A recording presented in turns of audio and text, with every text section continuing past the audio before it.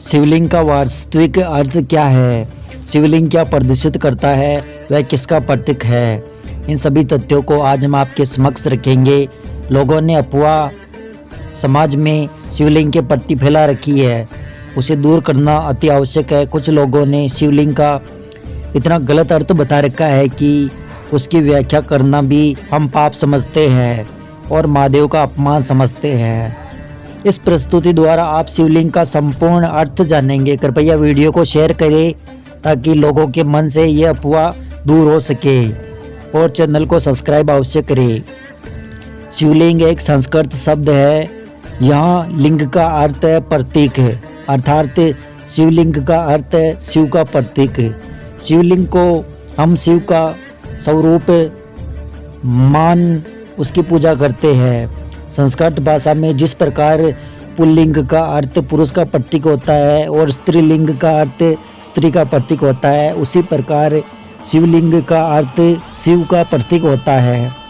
पुराणों में वर्णित एक कथा के अनुसार ऋषि मुनियों ने जब सूत जी से प्रसन्न किया कि सभी देवताओं की पूजा मूर्ति स्वरूप में होती है, लिंग में नहीं, परंतु भगवान शिव की पूजा लिंग और मूर्ति दोनों में ही क्यों की जाती है।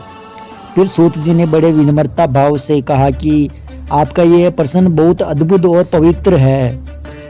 एकमात्र भगवान शिव ही ब्रह्म रूप होने के कारण निरंकार कहलाते हैं। रूपवान होने के कारण उन्हें साकार भी कहा जाता है और इसीलिए भी साकार और निराकार दोनों ही है। शिवलिंग शिव जी के निराकार रूप का प्रतीक है। इस तरह भगवान शिव का मूर्ति स्वरूप उनके साकार स्वरूप का प्रतीक है। साकार और निराकार रूप से ही वे ब्रह्म शब्द कहे जाने वाले परमात्मा हैं। यही कारण है कि सब लोग लिंग को निराकार और मूर्ति को साकार दोनों ही रूपों में पूजते हैं। महादेव से भिन्न दूसरे देवता साक्षात ब्रह्म नहीं है, इसलिए कहीं भी उनका निराकार लिंग उपलब्ध नहीं होता है। शिवलिंग एक ऐसी आकृति है जिसमें संपूर्ण ब्रह्मांड व्याप्त है। आपने शिवलिंग को अलग अलग आकारों में देखा होगा, जिनमें से कुछ शिवलिंग मनुष्य के द्वारा बनाए गए हैं और कुछ शिवलिंग भगवान द्वारा प्रकट किए गए हैं। परंतु आज हम प्रमुख 12 ज्योतिषलिंगों के संदर्भ की चर्चा करें तो उन सभी का आकार एक दूसरे से भिन्न है। इसलिए भिन्न है क्योंकि अलग अलग उद्देश्य प्राप्त करने के लिए अलग अलग शिवलिंग बनाए गए हैं। कुछ शिवलिंग को स्वास्थ्य के लिए बनाया गया है, कुछ विवाह के लिए बनाए गए हैं, तो कुछ ध्यान साधना के लिए स्थापित किए गए हैं। इन सभी निराकार रूपी भगवान शिव के प्रति इन लिंगों में एक सामान्य आवश्यकता है कि इनकी बनावट अंडे के आकार की है, जो वास्तु ब्रह्मांड की आकृति भी है। शिवलिंग स्त्री या पुरुष का प्रतीक न होकर संपूर्ण ब्रह्मांड के शून्य निराकार का प्रतीक है। इन्हें किसी एक शैली में बांधकर नहीं रखा जा सकता है, क्योंकि यह स्वयं एक श्रेणी है, एक प्रतीक है।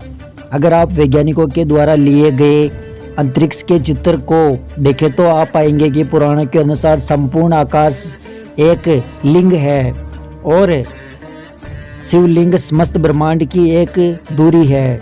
शिवलिंग अंत है।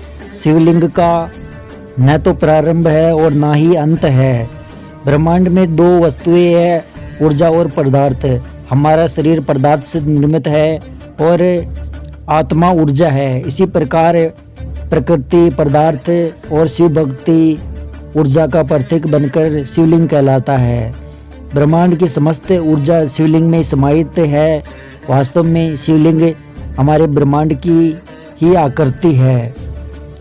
शिवलिंग के साथ कर्मकांड इसलिए किया जाता है ताकि शिवलिंग को अधिक से अधिक ऊर्जा समाहित की जा सके, और जब हम शिवलिंग के पास बैठे तो उसमें से ऊर्जा का हमें अधिक से अधिक लाभ मिले और हमारी आध्यात्मिक उन्नति भी हो सके। इसका भावार्थ है, जो शिव नागराज वासुकी के हार पहना हुआ है 3 नेत्र वाले हैं तथा भस्म को सारे शरीर पर लगाए हुए है।